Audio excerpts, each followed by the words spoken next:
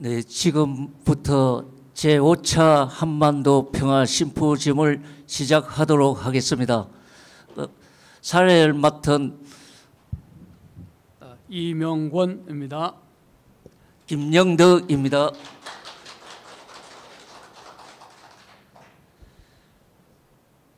먼저 개선언으로 K평화통일연대의 상임대표를 맡고 있는 이명건 대표님이 인사말을 하겠습니다. 여러분 안녕하세요. 반갑습니다. 네, K평화통일연대 상임대표 이명건 인사드립니다.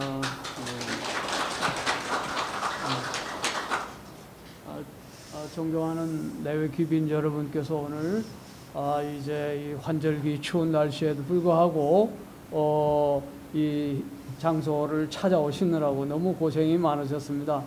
오늘 또 이 심포지엄은 한반도 평화 통일 5번째 심포지엄입니다. 5번째라는 것은 이미 저희 3년 전에 출발을 했지만 4.19 기념탑에서 출발했지만 벌써 이제 횟수를 3년 맞이 K평화통일연대 행사일 수도 있습니다. 그러나 그 가운데서 벌써 수차례에 걸쳐서 전직 통일부 장관직을 역임하셨던 여러분들께서도 축사와 또 여러 인사를 많이 해주셨습니다. 격려에 힘입어서 또 오늘도 그 자리가 이어지는 것 같습니다. 특별히 오늘은 또 이인영 국회의원님을 비롯해서 축사를 맡아주실 또 여러분들이 함께 오셨습니다. 지금 이제 문익환 기념사업회와 항상 또 저희들이 행사를 같이 하고 있고요. 송경용 이사장님과 또 도천수 남북경협 대표 되시는 분께서 와서 또 축사를 해 주시게 되었습니다. 무엇보다도 또 함세웅 신부님께서 평화정의 천주교 정의구현 사제단 고문으로 계시는 함세웅 신부님께서 오늘 또 기조 강연을 해주시게 돼서 너무나 감사드리고요. 또 두 분의 또 발표자에 되시는 우희정 교수님, 언제나 우리 K평화통일연대 행사에 앞장서서 귀한 발표를 해주시고 또 논찬도 해주시고 그렇습니다. 그리고 조성열 교수님 함께 또 이 자리를 오셔서 전문적인 지식으로 한반도 평화 통일을 어떻게 열어갈 것인가 하는 그 문제에 대한 진담과 함께 또 미래의 해안을 주시게 되었습니다. 대단히 감사하게 생각하고요. 이에 대한 논천으로 또 국방부 대학원의 교수님으로 계셨던 문장열 교수님께서도 와주셔서 귀한 논천을 해주실 거고요. 또 이장희 교수님 또 늘 함께 우리 K평화통일연대와 더불어 발표 혹은 논찬을 해주시는 이장희 교수님께서 와주셨습니다. 그 외에도 문익환 기념사업회와 더불어 협찬을 할 뿐만 아니라 또 여러 단체, 시민단체에서 이렇게 협력해 주신 것에 대해서 진심으로 감사를 드립니다. 이 자리를 빌어서 이 자리가 앞으로 우리가 통일 한반도 평화를 통일 열어가는데 귀한 해안을 얻는 소중한 자리가 될 것을 다시 한번 감사를 드리면서 여기에 있는 소중한 책자 속에 내용들이 담겨 있지만 우리 여러 축사와 또 발표하시는 분들의 육성을 가슴에 담아서 우리가 한반도 평화 통일을 열어가는 큰 하나의 연대의 힘을 발휘할 수 있는 좋은 계기가 되었으면 좋겠습니다. 예, 그러면 저는 이것으로 인사를 거름하고요. 앞으로도 많은 지지와 격려를 부탁드리면서 다음 순서에 이어지도록 하겠습니다. 감사합니다. 네, 이어서 개막 공연 순서로 지성철 통일부 천원 원장님께서 이게 통일부로 힘차게 개막을 공연을 시작하겠습니다. 됐죠? 이렇게 하실 겁니다. 자, 지금부터 여러분과 함께 평화, 생명, 통일의 북을 울려라 공연을 여러분과 함께 열겠습니다. 평화 통일!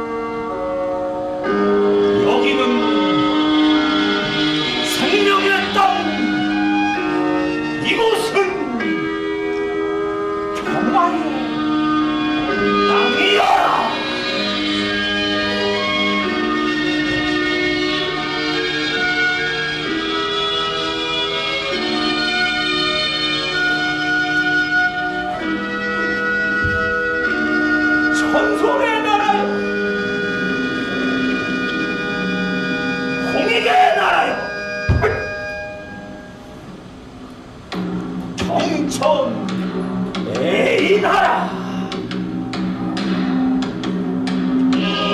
하늘을 공경하고 사람을 사랑하니 진정 대동의 세계 민족의 어를 대상이 하나된 가족 하나의 생명의 공동체 남과 북이 공존하는 나라 한반도에 평화의 꽃이 피우는 곳 생명의 열쇠로 평화의 문을 열어라!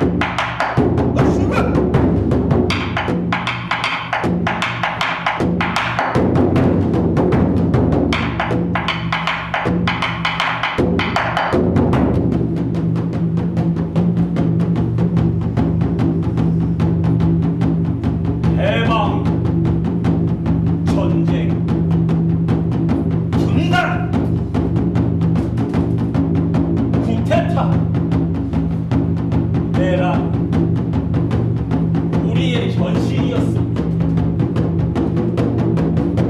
이 모든 바닥에는 분열과 갈등, 분단의 현실이 있습니다. 우리는 원하노라 한반도의 평화, 우리가 가야 할 나라 평화의 나라에 우리는 하늘이 주신 생명력으로 하나된 민족을 향하여, 아니 평화의 세상을 향하여 달려가보자. 평화 생명 통일로, 평화 생명 통일로.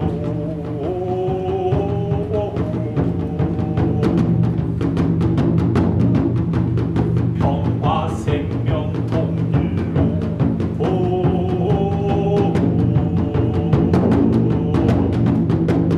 평화 생명 통일로.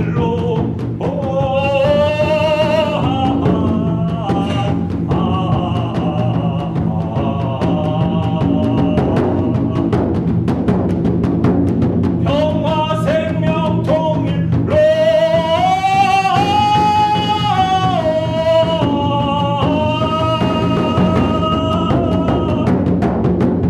평화 생명 통일로.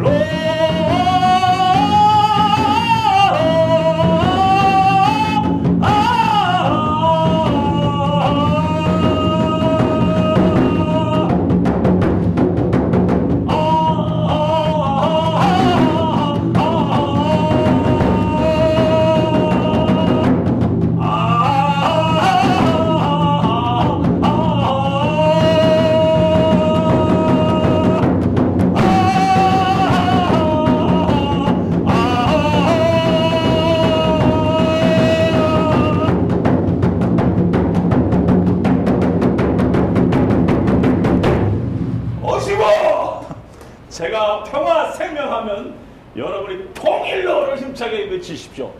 평화 생명!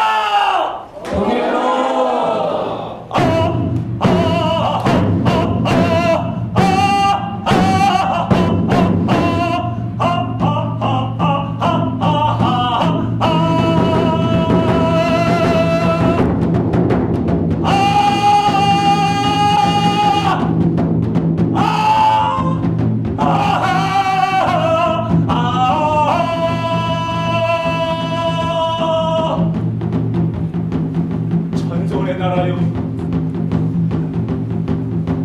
당군의 나라요, 아니 공익의 나라요, 신명과 평화, 한반도의 평화를 기원하며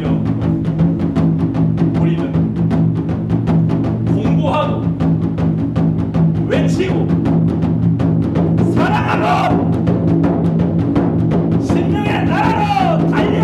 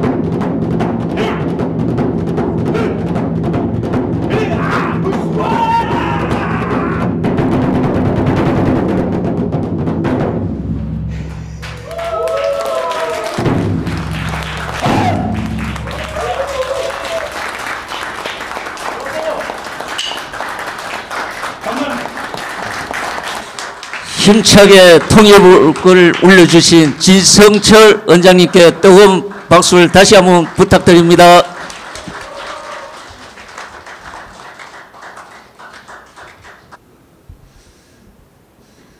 네, 지금부터는 축사의 시간을 갖도록 하겠습니다. 저희 한반도 평화 심포지엄 처음에 시작할 때부터 전직 진보 측 통일부 장관님을 한 분씩 초대해서 축사나 기조 강연을 들어봤는데요. 이번에도 이인영 전 통일부 장관님이 와서 이번에 축사를 하게 되었습니다. 이 한반도 평화 정신을 계속 개성하고 또 이 심포지엄이 확실하게 뿌리 낼 수 있도록 이 많은 격려와 이 축사를 해 주시는데 이인영 장관님이 나오실 때 뜨거운 박수를 부탁드립니다.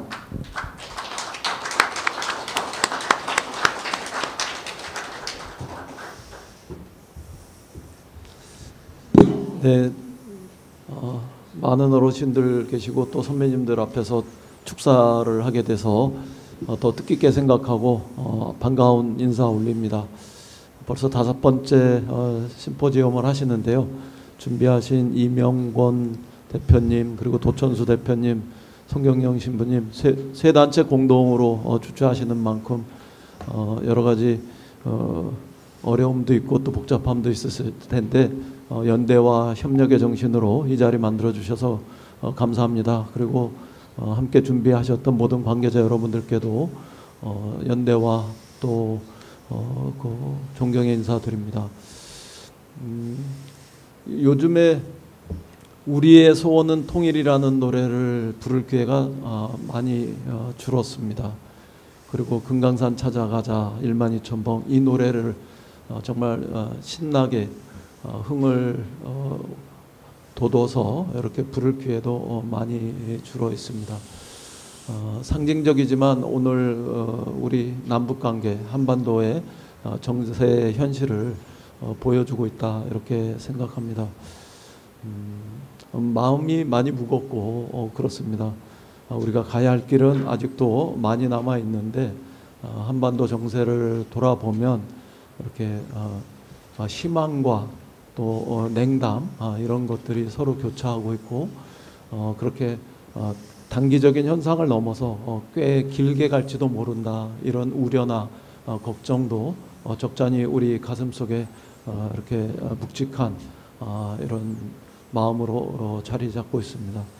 그런 때에 다시 평화와 통일을 향한 심포지엄이 열리고 또 거기에는 아주 오래전부터 한반도의 평화와 통일의 길을 만들어 왔던 그런 여러 어르신들 또 선배님들이 함께하는 자리로 만들어진 것이기 때문에 더 반갑고 또 경청하고 싶은 그런 마음으로 축사드리러 왔습니다.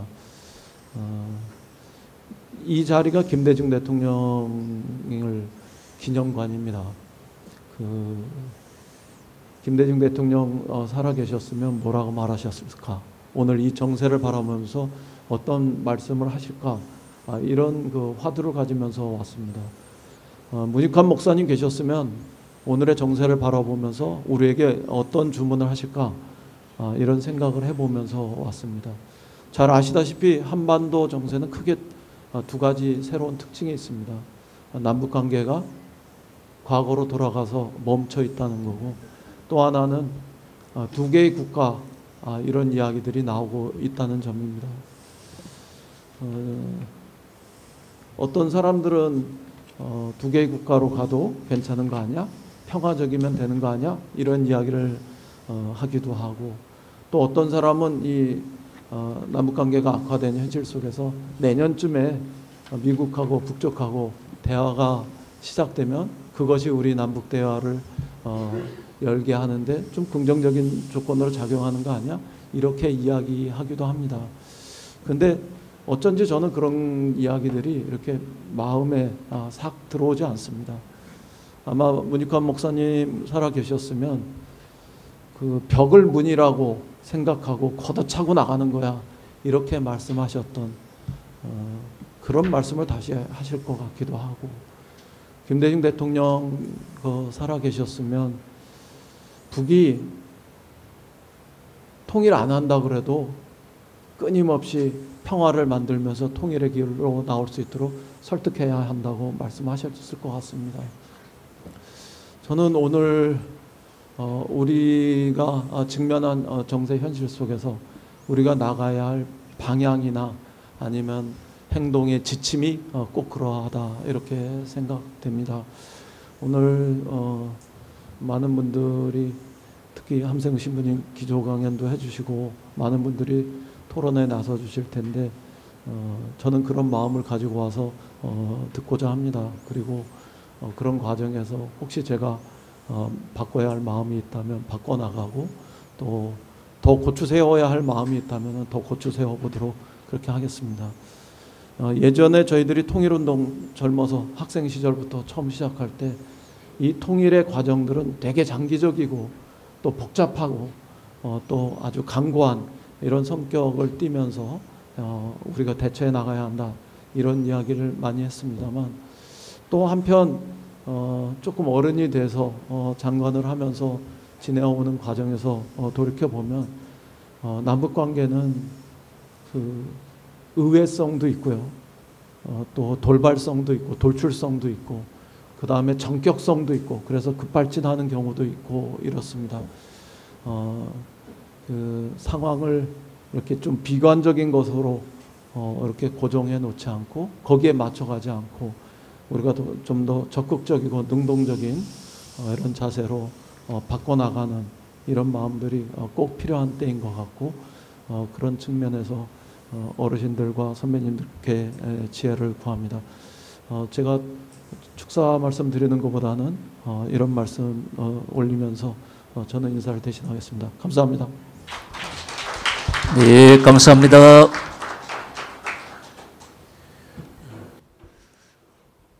다음은 김준영 국회의원님이 오늘 축사해 주기로 하셨는데 1시간 전까지 여기 좀 오려고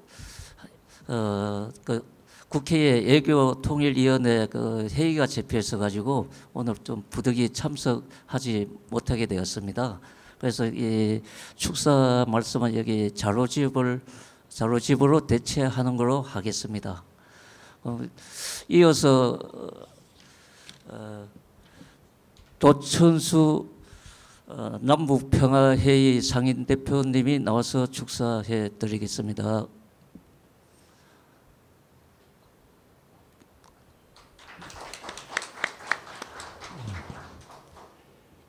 김대중 도서관에서 행사를 갖는 것은 남다른 의미가 있다고 생각합니다.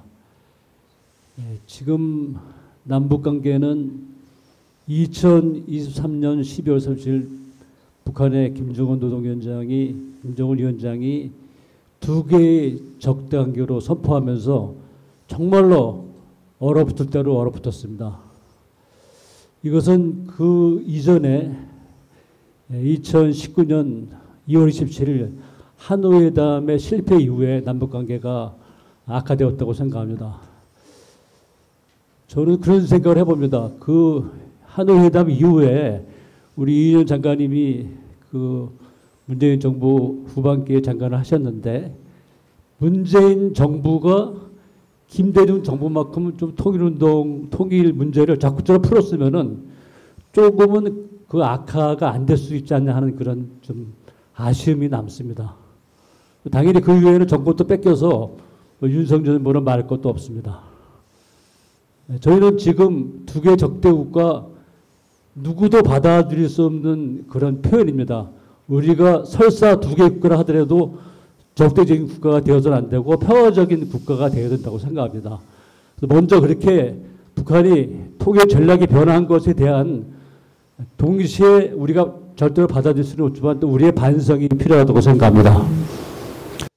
지금 이제는 새로운 이재명 정부가 들어섰습니다. 이재명 정부는 지금 END로 정부의 통일 노선을 정리했습니다. 교류협력 당연히 좋습니다. 그리고 관계 정상화 필요합니다. 그런데 마지막으로 비핵화를 얘기했습니다.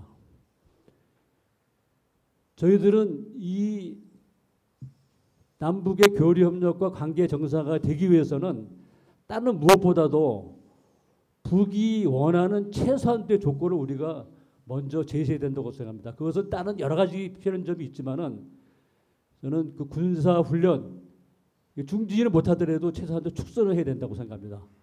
그리고 우리 민간이 해야 될 일, 우리 문재인 정부가 한 평양선 마지막에 한 선언 너무나 그 내용이 풍부하고 정말로 우리 마음을 설레게 하는 그런 선언 아니었습니까? 7.4 남북 공동성명에서부터 평양선언까지 북은 우리를 적대국가로 선언했지만 우리 한민족이 아니라고 이렇게 선언했지만 우리들은 먼저 그 7.4 남북 공동성명에서부터 평양선언까지의 남북 정상이 합의한 내용과 성명과 선언을 저는 국회에서 비준을 해야 된다고 생각합니다. 우리 모두 힘을 합해서.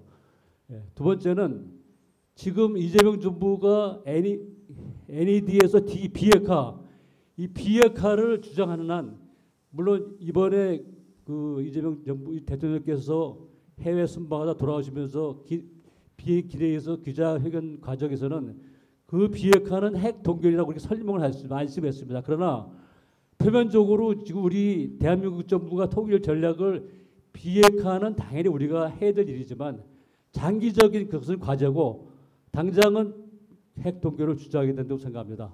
이재명 정부가 페이스북 역할을 나에게 자처했다면은 최소한도 트럼프의 주장보다는 한 발 앞선 그런 주장을 해야 된다고 생각합니다. 그래서 비핵화를 주장할 것이 아니라 핵 동결, 북이 우리와 대화에 나설 수 있는 조건을 우리부터 먼저 강구해 나가기를 기원합니다. 오늘 심포지엄이 우리 코리아의 평화 통일을 나가는 그런 좋은 전략과 그런 정책이 오늘 나오기를 기대하면서 인사에 감사하겠습니다. 고맙습니다. 네, 감사합니다.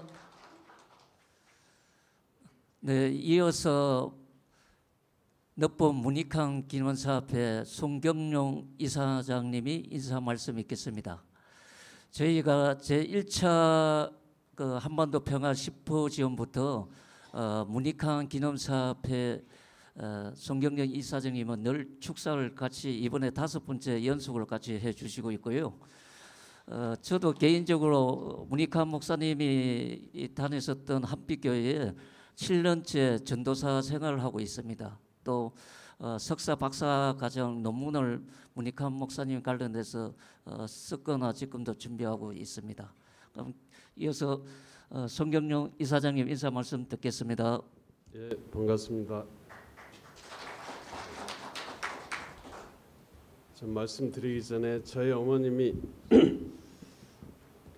돌아가셔서 지금 고향 북한으로 허를 날아서 가셨는데 저희 어머니하고 저하고 다른 민족이 돼버린 것 같아서 정말 속상하고 상상도 할 수 없는 일이 벌어졌습니다. 저에게 이 육신의 생명을 주신 저희 어머니가 나하고 다른 민족이라니 이민족 이국가라는 말 들으면 정말 참담한 심정을 금할 수 없고요. 함세웅 신부님께서 발제문 중에 마지막에 심장을 찢는 마음으로 아파하며 기도합니다라고 하는 구절 요엘 2장 13절을 인용을 해주셨는데 정말 그런 이민족 이국가 이런 얘기를 들으면 그리고 이 현실을 돌아보면 정말 심장이 찢기는 마음입니다. 제가 여기 준비한 글을 잠깐 요약해서 읽겠습니다.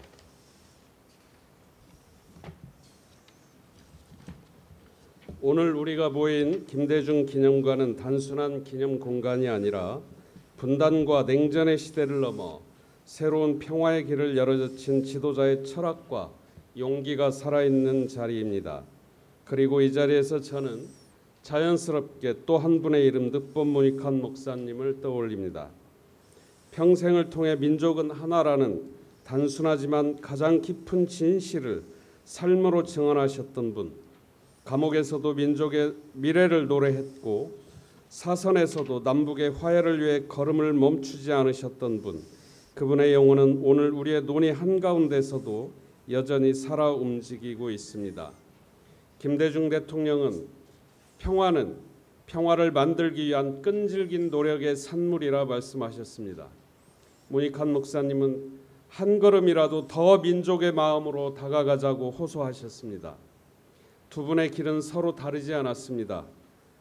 한 분은 제도와 정책의 길에서, 다른 한 분은 영성과 실천, 시민의 거룩한 싸움 속에서 평화 공존, 공동 번영, 자유왕래라는 한반도의 큰 여정을 함께 열어간 분들이었습니다. 오늘 5차 한반도 평화 심포지엄이 그러한 두 정신이 만나는 자리이기를 바랍니다. 지난 4차례 축적된 논의에 오늘 또다시 함세용 신부님, 조정열 교수님, 우희종 교수님 등 각계 전문가들이 귀한 목소리를 더해 주신 이 자리가 한반도의 평화의 새로운 실마리를 찾는 데 분명히 큰 힘이 될 것이라 생각합니다. 늦본 문익환 목사님께서 남기신 단 한 문장의 기도가 있습니다. 통일이여 내일이라도 오라. 그 기도는 단순한 열망이 아니라 오늘 우리가 선택하고 쌓아가야 할 실천의 문장입니다. 평화는 먼 나라 이야기가 아니라 지금 여기에서 마음을 모으는 우리의 책임이기 때문입니다. 이번 심포지움을 통해 김대중 대통령의 사상과 철학을 다시 성찰하고 늦봄의 용기와 희망을 오늘의 현실 속에서 되살려 한반도 평화의 새로운 길을 여는 지혜와 결단이 모아지기를 기대합니다. 여러분과 함께 평화의 내일을 향해 한 걸음 더 나아가겠습니다. 고맙습니다. 네, 감사합니다. 늘 저희 한반도 평화 심포지엄에 힘을 보태주시고 있는 늦본 기념사업회 다시 한번 감사드립니다. 이어서 기조 강연으로 들어가겠습니다. 존경하는 함세용 신부님이 나오셔서 기조 강연해 주시겠습니다. 뜨거운 박수로 맞이해 주시면 감사하겠습니다.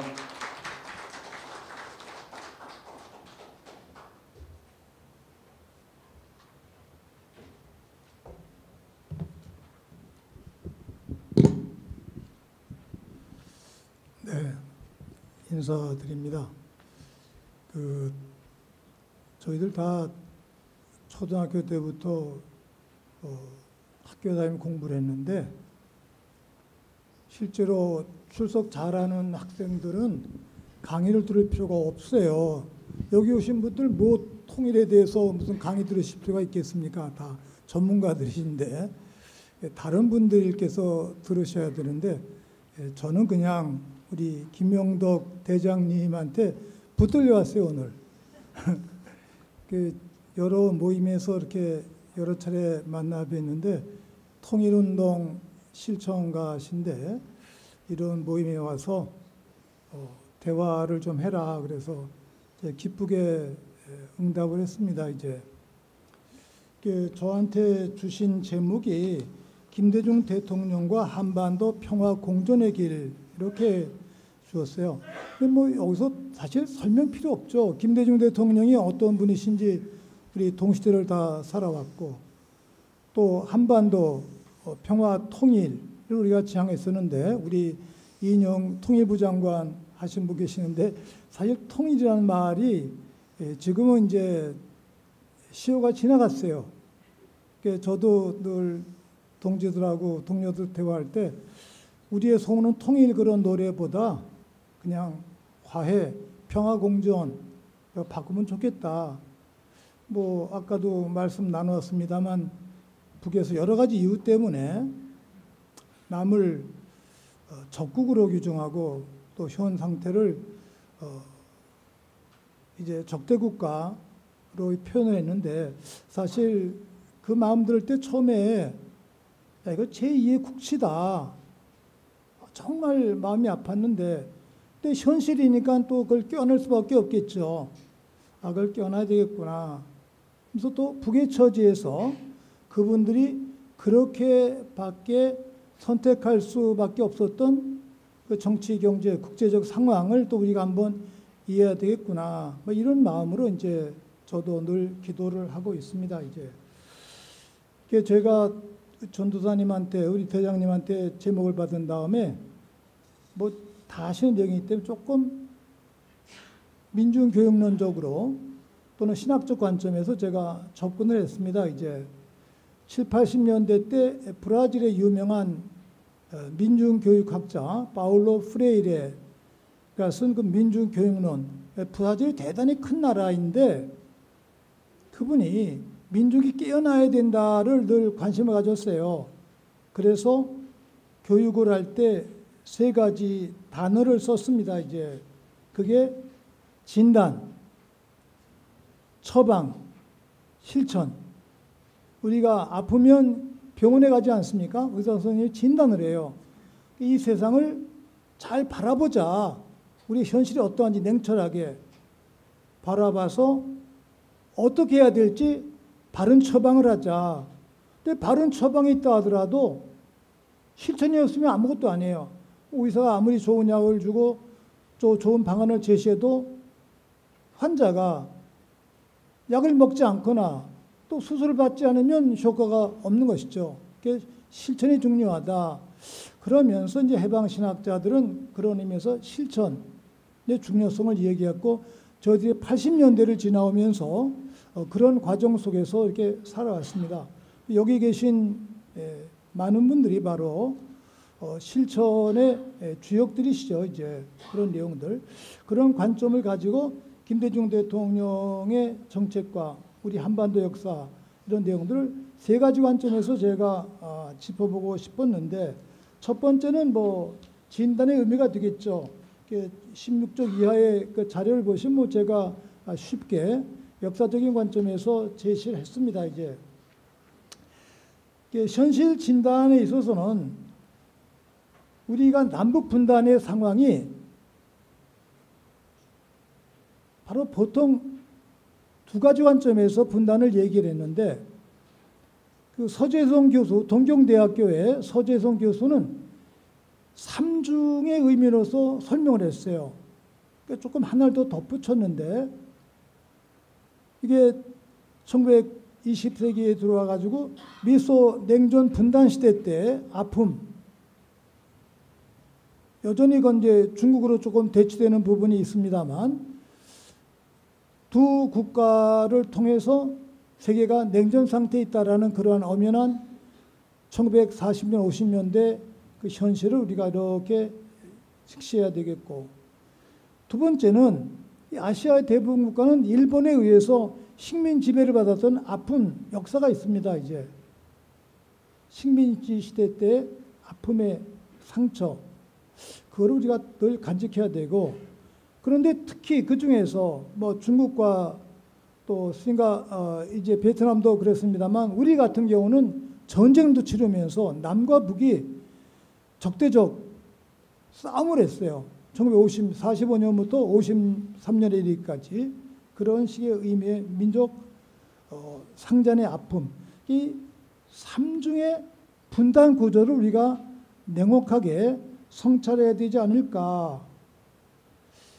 현재는 뭐 중국과 미국이 대립되어 있는데, 제가 1991년도에 뉴욕 메리놀 대학교 학위대학에 가서 공부할 때 미래의 학자가 문화의 이동 과정, 전이 과정을 설명하면서 옛날 시대 때는 뭐 바빌론, 에집트 또는 중국의 황하 문명, 이게 초기의 문화 형성을 이뤘고, 그 다음에 그리스 문화, 또 로마 시대 문화, 또 유럽의 문화, 그리고 19세기 말이요 20세기 미국 중심으로 문화가 옮겨갔는데, 이 미국 중심의 문화는 필연적으로 중국으로 이전될 수밖에 없다.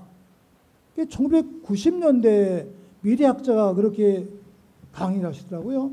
제가 들으면서 미국이에요. 야, 저렇게 보는구나. 그러면서 중국은 더군다나 전 세계 화교가 흩어져 있으니까 저절로 쉽다라는 것이죠.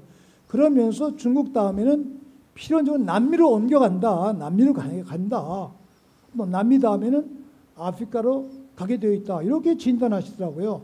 이 문화의 전이 과정을 제가 여러 학기에 들어가서 강의 들으면서 이렇게 눈여겨들었었는데, 어쨌든지 이 중국과 미국의 대립 구조로, 양대 구조로 지금 질서가 바뀌고 있고, 미국은 다 아시는 대로 지금 하강길에 들어가 있습니다. 이제 특히 지난번 조지아주에서 우리 일꾼들 155명인가 그분들 참 쇠사슬로 묶이고 감옥에 갇히는 장면을 지켜보면서 저는 마음이 진짜 아프더라고요. 우리 아마 5천만 국민 모두가 그렇게 아프셨을 거예요. 이게 뭐 하는 짓인가.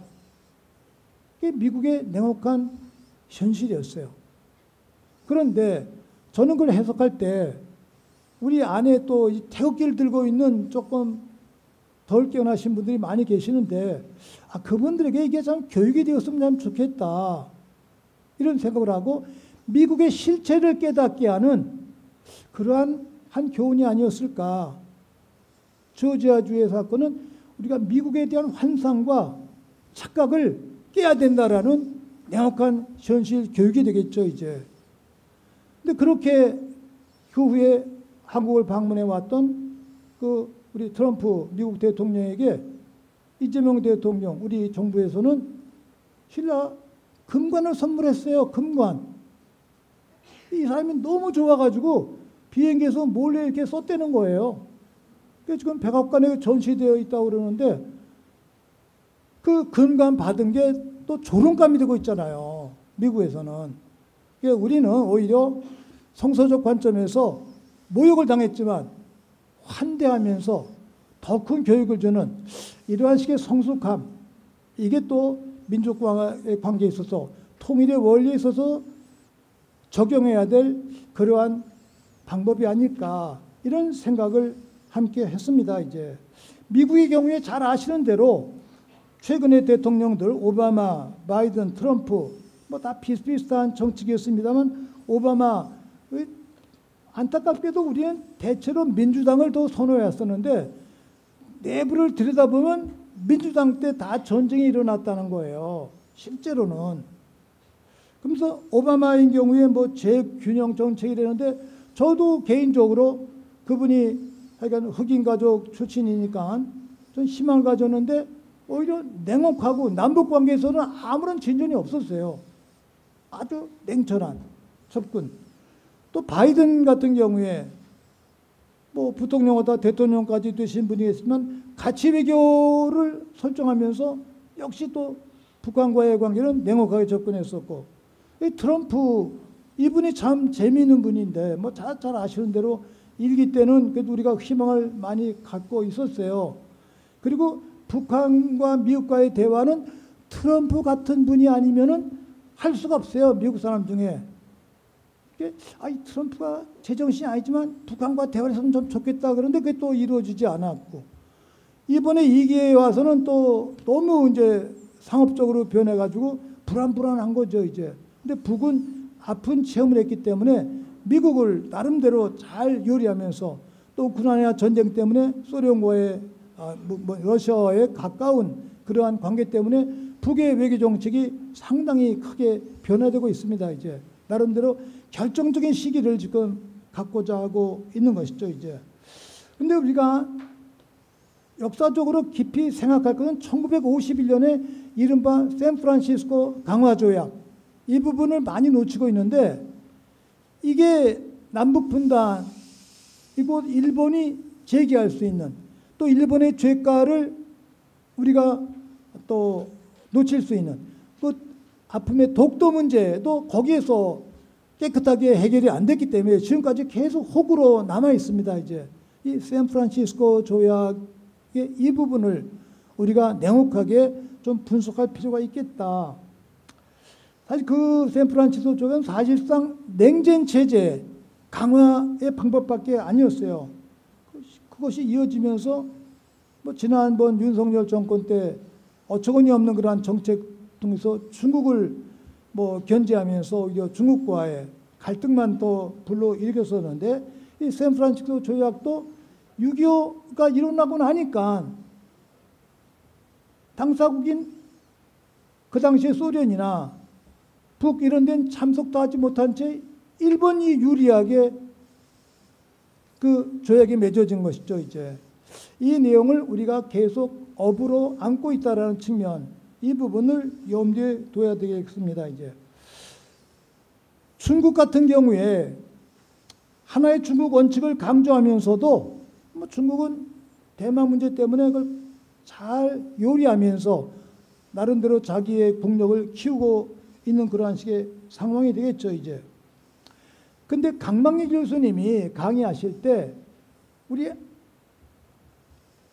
한반도, 이른바 한반도라는 표현도 사실 일본 사람들이 별로 좋은 단어는 아니라고 그러는데 뭐 어떡합니까? 뭐 우리가 쓸 수밖에 없죠, 이제. 한반도가 지정학적으로 대륙에서 볼 때, 중국 대륙 쪽에서 볼 때는 일본으로 건너가는 다리 역할을 하고 있다는 거죠. 그게 참 필요하고, 또 일본에서 볼 때는 이게 일본을 겨누는 칼과 같은 존재라는 거예요. 그래서 우리는 운명적으로 이 대륙과 또 일본, 섬나라 중간에서 아픔을 겪을 수밖에 없다 하면서 이제 지정학적인 내용을 그렇게 강만길 교수님 설명하시면서 우리는 하여간 한때 옛날에 해양 쪽으로 나갔듯이 대륙도 중요하지만 해양을 우리가 지향해야 된다. 또 그런 말씀을 늘 하시는데 제 강의 들으면서 역사학도로서의 마치 개방적인 그러한 시각 우리가 배울 수 있겠구나. 그런 생각을 함께 했습니다. 이제 우리 한반도에 대한 역사적인 또는 지정학적인 그러한 그 진찰 이렇게 하고 나서 특별히 잊지 말아야 할 것은 1951년에 샌프란시스코 조약의 한계점, 이 부분을 우리가 원죄처럼 늘 마음에 되새겨야 된다. 이것에 가장 큰 책임 1차적으로 미국에 있는 것이죠. 이제 끊임없이 미국에다 그 문제를 제기해야 된다고 생각을 합니다. 이제 그럼 어떻게 해야 되는가? 뭐 여기 계신 분들 다 답을 다 알고 계시는데, 분단의 극복 과정과 일치를 지향해야 되는데, 뭐 우리는 뭐 진보 또 보수 그런 단어를 쓰는데 사실 저는 보수라는 단어를 쓰질 않습니다. 이제 한국은 보수가 없어요. 제가 한수경이라는 그 스위스의 유명한 신학자 3년 전에 들어가셨는데 이분이 가톨릭에서는 가장 진취적인 신학자예요. 그리고 늘 그 바티칸 교황청을 비판을 합니다. 이제 예수님은 이런 제도를 세우신 분이 아니다. 그래서 저희들도 학생 때는 어떻게 사제가 이런 분이 계신가 놀랐었는데 그분이 1979년에 한국에 방문하셨어요. 특강을 하는데 가톨릭에서 장소를 안 빌려주는 거예요. 왜냐하면 교황청에서 거부하는 신학자니까 서강대학도 안 빌려주고 해화동 가톨릭 대학도 안 빌려주고 다 안 빌려주는 거예요. 그래서 제가 동부이 전동에 있을 때 성당이 조그만데 요런 공간에 한 대다섯 배 되는 아주 한 200~300명 들어가는 조그만 성당인데 거기서 강의를 하자고 정양모 신부님이 저한테 부탁을 해서 뭐 하죠 그랬는데 세계적인 석학을 조그만 자리에서 모시는 게 좀 안 됐더라고요. 그래서 제가 명동성당 그 교육국장을 찾아갔어요. 나중에 주교가 된 분, 강우일 주교인데 그 국장한테 제가 이분을 명동성당 문화관에서 강의해야 되겠다. 만일에 명동 강의장을 안 빌려주면 목사님들이 이분을 모셔간다. 이분은 교회 일치운동의 대표자거든요. 그러면 가톨릭 사제가 개신교 기독교회관에 가서 또는 뭐 예비대에 가서 하면 그 창피하지 않냐. 제가 이러고 그냥 조금 압력을 가했더니 마지못해서 이제 명동 문화관을 빌렸어요. 김수환 추경님한테 얘기하지 않고 우리끼리만. 그리고 거기서 강의를 했는데 1,500명 청직이 많은데 300여 명이 목사님들이셨어요. 목사님들이 그렇게 많이 오신 거예요. 그분의 강의가 난 뭐 특별한 신학자 아닙니다. 성경이 뭐 특별한 문서입니까? 뭐 다 누구나 알아들을 수 있는. 근데 신학자들은 그걸 너무 어렵게 얘기한다는 거예요. 신학 어렵게. 우리 소박한 말로 하자 하면서 1시간 반 강의를 하시는데 그 목사님들이 너무너무 뜨겁게 환영하시는 거예요. 그리고 그분을 제가 모시면서 숙소로 모셔다 드리는데 그분은 저를 잘 모르죠. 제가 평신부니까. 그러니까 제가 그 신부님께 그랬어요. 신부님 참 대단한 분입니다. 신부님은 정말 가톨릭의 진보적인 신학자이신데 저는 가톨릭 사제로서 보수적 사제입니다. 제가 그랬어요. 맞아. 콘서바토리 이제 보수예요. 콘서바토르. 그리고 신부님은 바로 프로그레시스타 진보적입니다. 그랬더니 그 신부님이 야, 나 보수주의자야 그러시는 거예요. 그래서 깜짝 놀랐어요. 신부님이 어떻게 보수주의자예요? 그랬더니 야, 보수란 말이 뭐냐? 보수가 컨서브 보존하고 지킨다는 뜻이다. 뭘 보존하고 지키냐? 나는 신앙인으로서 하느님의 말씀을 보존하고 지키는 사람은 앞으로 나갈 수밖에 없다. 그 사람이 바로 진보주의자다. 보수와 진보는 한 짝이라는 거예요. 제가 놀랐어요. 그래서 제가 그 다음부터 제가 보수라고 그러고 기자들한테 항상 얘기해도 그걸 안 쓰는 거예요. 기자들은 한 줄도. 그리고 실제로 저 보수주의자예요. 가톨릭 신부잖아요. 제가 성경 말씀 믿고 그대로. 근데 저는 좀 활동 좀 했다고 언론은 다 진보야. 진보. 함세웅 진보주의자라고 그래. 저 진보주의자 아니에요. 저 보수주의자거든요. 근데 진리를 보존하고 지키는 사람은 자기 민족의 가치 역사를 보존하고 지키는 거예요. 근데 우리 조선일보나 이런 것들은 보수가 아니고 수구 꼴통. 옛날 거면 아주 그냥 수구 꼴통인데 이거를 보수라고 그러는 거예요. 아니 보수가 어떻게 미국 국기를 들고 왔다 갔다 합니까? 어떻게 이스라엘 국기를 들고 일본 국기를 들고 왔다 갔다 해요? 이거는 반민족이거든. 반민족. 근데 이런 내용들이 가치관이 설정이 안 돼 있다라는 거예요. 우리가. 근데 이런 식의 내용들 제가 바로 이 김대중 정말 도서관에서 대통령님 살아계실 때 김대중 대통령의 이런 사상에 대해 특강을 했어요. 제가 요 앞에 자리에 앉았었는데 그때는 뭐 다 외국 학자들도 오셔서 김대중 대통령 예찬하는 그러한 모의 말씀을 하시는 거예요. 근데 저는 그 당시 토론자였거든요. 그래서 제가 앞에 토론할 때 그랬어요. 제가 토론자는 악역을 해야 되기 때문에 오늘 악역을 하겠습니다. 또 제가 김대중 대통령의 그 장점 모든 거 다 전제를 하고 나서 87년에 유랑정 이후에 양김 분열 이 부분 뼈 아프게 성찰해야 됩니다. 그 다음에 박정희 기념관, 도서관 아니 개인이 용서할 수는 있지만 그 밑에서 우리가 수십만 수백만 명이 고통을 당했는데 어떻게 대통령 혼자 용서한다고 얘기할 수 있습니까? 박정희 도서관 만들면 안 됩니다. 이것도 잘못입니다. 그러면서 이제 몇 가지 비판했더니 그날 저녁에 어떤 분이 가서 대통령께 보고를 드렸대요. 함세우 이님이 와가지고 대통령님을 막 비판했습니다. 그랬더니 김대중 대통령께서 가만히 들으시더니 괜찮아, 그냥 종교인은 그렇게 하는 거야 이러시더래요. 제가 그 말씀을 듣고 김대중 대통령 역시 그릇이 큰 분이구나. 다른 분 같으면 원수가 되잖아요. 원수가. 근데 그런 식의 포용력. 또 김대중 대통령이 집권하실 때 이문영 교수님이 저를 찾아오시더니 그때 김정필 씨하고 이제 같이 정치하셨잖아요. 비판하자고 자꾸만 그러시는 거예요. CRS 소리에 글을 쓰라고 저보고. 그래서 저 안 하려고 할 때 이문영 교수님이 자꾸만 해야 된다고 그래서 제가 그 일을 했어요. 그랬더니 아무래도 이제 좀 싫어하시죠. 그런데 이 동교동 계신 분들이 다른 사람이 그랬으면 아마 매맞아 죽었을 거예요. 근데 제가 73년에 연희동 성당 보좌할 때 김대중 대통령 일본 납치당해 오실 때 제가 여기 다니면서 봉성체에 기도해드리고 그랬었거든요. 근데 감옥도 같이 갔잖아요. 그런 끈끈한 관계 때문에 저는 죽지 않고 살아남았습니다. 이제 김대중 대통령을 욕하고 살아남은 동교동계는 없어요. 김상현 의원 보셨잖아요. 이제 제가 신부기 때문에 죽지 않고 살아났다. 이런 말씀도 이렇게 함께 나누고 싶습니다. 이제 일관된 가치가 대단히 중요하다라는 내용들.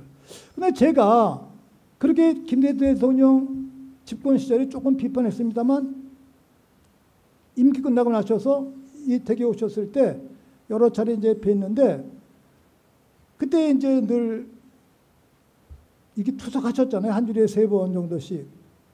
근데 그렇게 아프신 몸에도 어느 자리에 가든지 그분이 하신 말씀은 남북의 일체 화해, 평화공존 이 말씀하시는 거예요.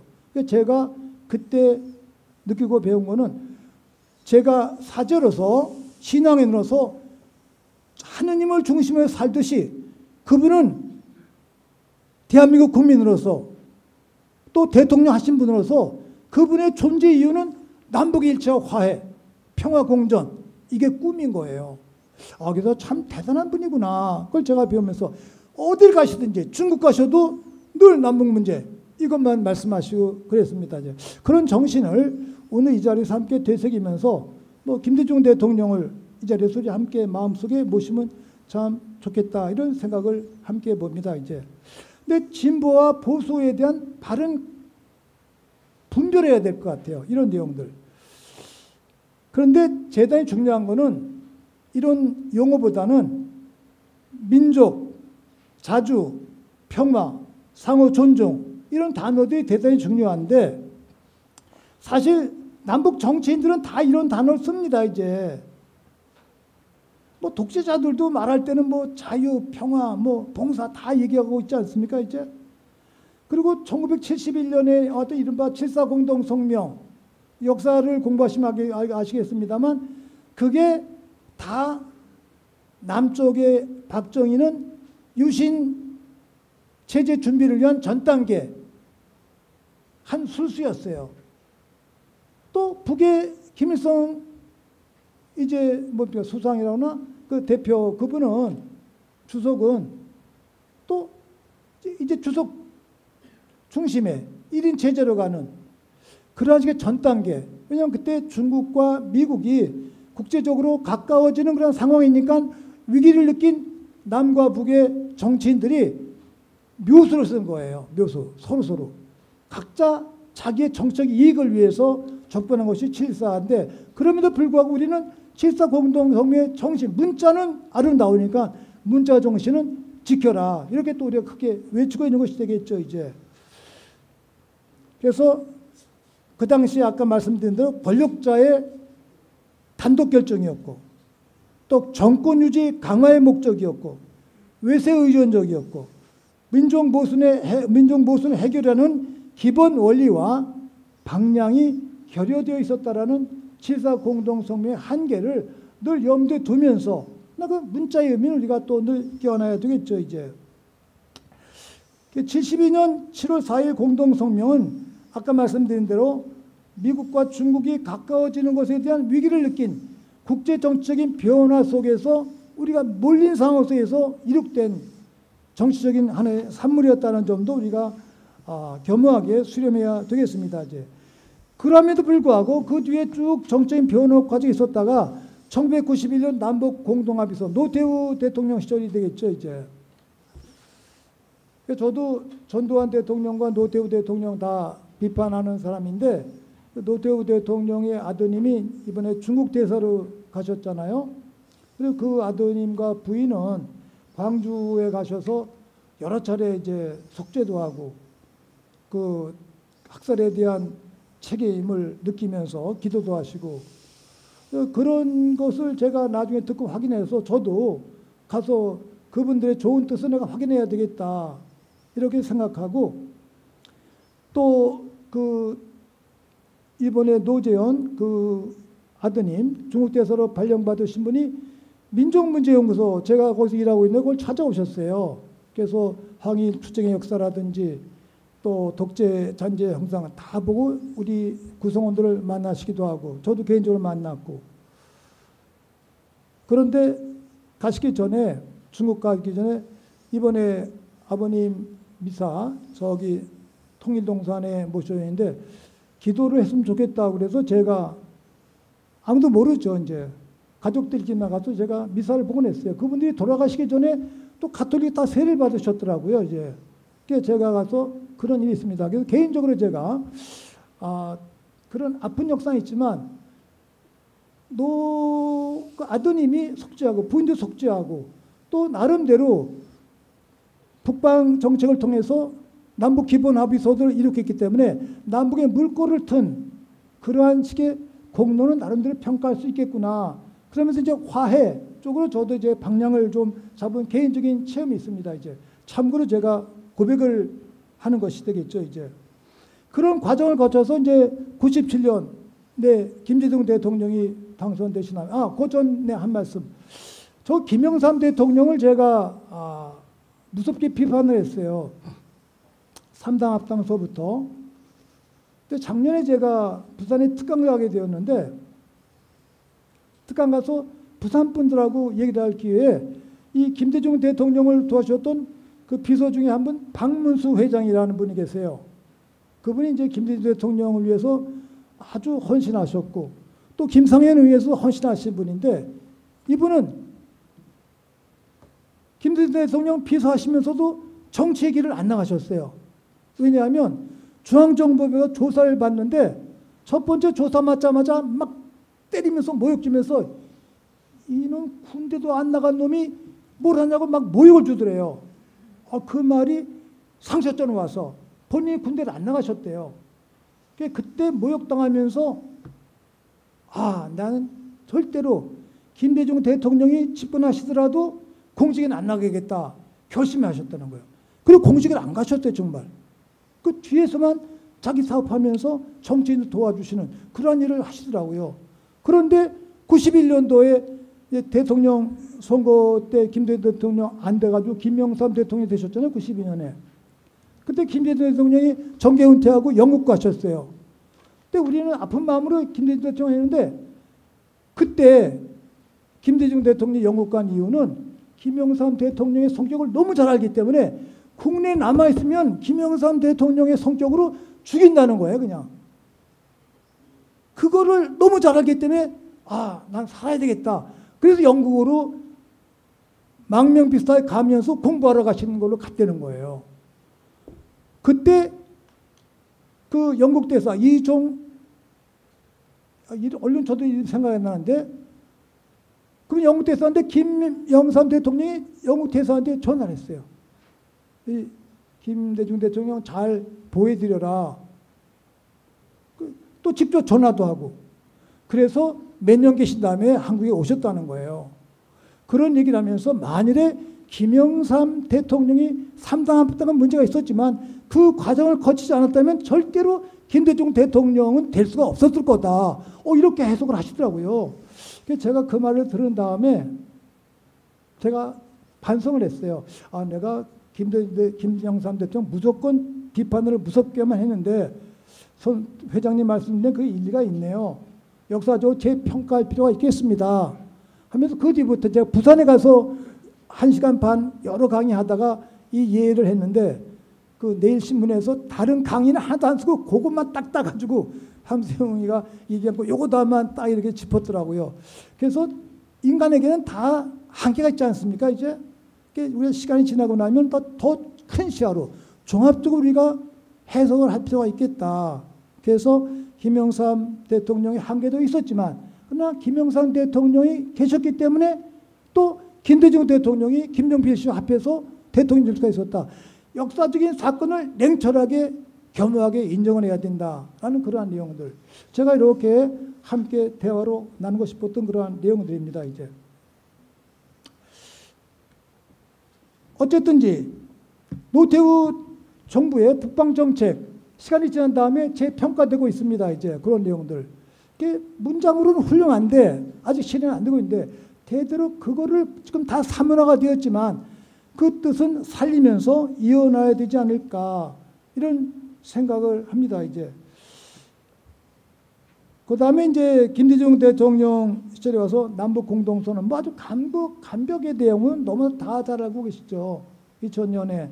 근데 그때 이제 의료 대란 때문에 의학 분업 사태 때문에 그 제대로 평가를 받지 못했던 그런 상황인데 어쨌든지 6.15 남북 공동의 선언. 근데 그 뒤에 노무현 대통령의 한계점은 그걸 그대로 즉시 이었으면 좋았는데 그냥 대북 송금 조사하느라고 4년을 그냥 허송세월 했어요. 말년에 10월 4일에 북을 방문하셨는데 그 임기 말에 했으니까 효과가 뭐 있겠어요? 그래서 저는 노무현 대통령의 그 대북 정책 그다음 김대중 비자금 뭐 조사하면서 했던 이 부분은 참 뼈아픈 실책이다. 이렇게 늘 제가 지적을 하고 있습니다. 이제 그러면서 뭐 이명박 박근혜 시대를 지내면서 이제 윤석열 이제 우리 문재인 대통령 거치면서 이제 윤석열 시대까지 이렇게 왔는데 문재인 정부의 내용들 뭐 저희들 다 문재인 정부 지지하고 함께 성공을 발휘했었습니다만 문재인 대통령의 개인적인 한계도 있고 또 정권 차원의 한계도 있고 그걸 안 했어요. 북은 백산도 올라가고 평양 시민 몇십만 앞에서 강연하셨잖아요. 정말 천지가 개벽되는 그런 식의 사건이었는데 그때 북은 기대가 많았었다는 거죠. 야, 뭐가 오는구나. 근데 미국에 물론 제재가 있긴 했습니다만 그걸 제대로 응답을 못했어요. 개성 건물이 다 파괴가 되고 완전히 이제 남과 단절의 상태로 들어가고 이런 그 아픔의 역사. 그래서 문재인 대통령 뭐 개인보다는 그다음 함께 하셨던 분들의 그런 한계 우리가 뼈아프게 성찰하면서 어떻게 이걸 반면교사로 삼아야 되겠는가 이런 내용도 우리가 생각해야 되는데 사실 그 근본 이유도 아까 말씀드린 대로 샌프란시스코의 냉전 체제에 그것이 늘 우리들의 혹으로 남아 있습니다. 이제 그 다음에 한미 관계가 늘 너무 종속적이에요. 뭐 군사 작전권도 없는 나라 이게 뭐 사실 나라입니까? 뭐 군대입니까? 또 남북 관계 악화로 가고 있고 또 힘에 의한 군사 훈련만 강조하게 되는 이러한 식의 내용들 우리들의 내용관 현실인데 이러한 내용들을 어떻게 극복해야 되겠는가? 윤석열 시대를 지나서 이제 이재명 대통령 시대로 왔습니다. 이제 근데 아주 남북이 얼어붙었어요. 그걸 어떻게 틀어야 되느냐? 우리 정동영 통일부 장관 애쓰면서 바늘구멍 하나라도 우리 대통령께서도 늘 그런 말씀하시잖아요. 이걸 어떻게 해야 되겠느냐? 그리고 제가 일본에 가서도 일본은 또 우리 교포 중에 일본 국적을 가지신 분들이 계세요. 그분들은 또 북을 다니실 수가 있으니까 그분들 특히 불교 쪽에서 북과의 대화를 아주 활발하게 또 모색하고 있다고 그래요. 그래서 저희도 가톨릭도 일제 대화의 끈이 다 이렇게 막혔는데 그런 일본 통로를 통해서 북과 대화의 길을 찾을 수 없을까? 뭐 그렇게 이제 고민하고 있는 상황에 와 있습니다. 이제 그럼 이제 행동과 실천 우리들 뭐 구체적으로 해야 할 내용들인데 사실 신학자들이나 역사학자들이 얘기할 때 평화를 얘기하시는 분들이 말씀이 평화가 있었던 때가 역사상 별로 없었다는 거예요. 그래서 100년이면 한 5년, 10년. 근데 그 5년, 10년도 평화 시기가 아니라 그 다음 전쟁을 준비하던 그러한 때였다라는 것이죠, 이제. 평화는 참 어떤 이상일 수밖에 없겠구나. 이런 식의 생각. 저도 요새 팔레스타인이나 우크라이나 비참한 걸 뉴스를 보면서 6.25 때 저희도 어려움을 다 겪었습니다만 팔레스타인의 상황은 너무너무 비참한 거예요. 근데 더군다나 그것이 예수님이 태어나신 현장이라는 곳인데 그리고 그 이스라엘 사람들은 선조들이 나치 히틀러 때 그래 박해를 받았던 그 약자들이었었는데 그 사람들이 오늘날 또 폭력을 휘두르는 주범이 되고 있는 거예요. 야, 이게 어떻게 되는가? 일단 미국에서 지금 벌어지고 있는 이주민들 뭐 막 추방하고 하는 그런 식의 내용들 보면 사실 끔찍끔찍한 상황 속에 되겠죠, 이제. 그래서 성경은 그러한 상황 속에서 늘 평화를 구해라라고 얘기를 하고 있는데 오늘도 어느 성서학자 시모님과 대화를 하고 나왔습니다만 예수님은 하느님의 아들이라고 저희들 고백하잖아요. 그리스도 교회에서는 전능하신 하느님의 아드님이시라는 거예요. 그분이 오셔서 평화를 이룩하지 못하셨어요. 희생자가 되신 거예요. 돌아가셨어요. 십자가에서. 그래서 십자가의 죽음이 평화의 지름길이다. 이게 이제 성서의 핵심인데 순교자들, 순국선열들, 또 우리 억울한 모든 희생자들, 선조들 동지들 마음속에 모시면서 그러한 열매를 갖기보다는 목적을 위해서 투신하는 그 자세, 평화를 위해서 노력하고 남북의 일치를 노력하는 그 자세, 우리 순국선녀들이 나라를 찾기 위해서 일본과 싸웠던 그 항일투쟁 정신으로 평화를 위해서 노력하는 그 정신이 바로 평화를 이룩하는 아름다운 방법이 수밖에 없다. 이런 생각을 하면서 제가 묵상을 합니다. 이제 남북 분단 체제를 우리가 해결하는 방법, 저도 아픈 마음입니다만 남북의 현실을 인정해야 되겠다. 그래서 우리의 소원은 통일. 이걸 제가 몇 해 전에 중국에서 북의 종교인 대표를 만나서 통일하면 한쪽이 죽어야 되는데 이 통일보다 평화 공존이 어떻겠습니까? 했더니 한 4년 전에 그분이 좋다. 평화 공존 좋습니다. 그래요. 또 남과 북은 다 유엔에 가입한 독립국가잖아요.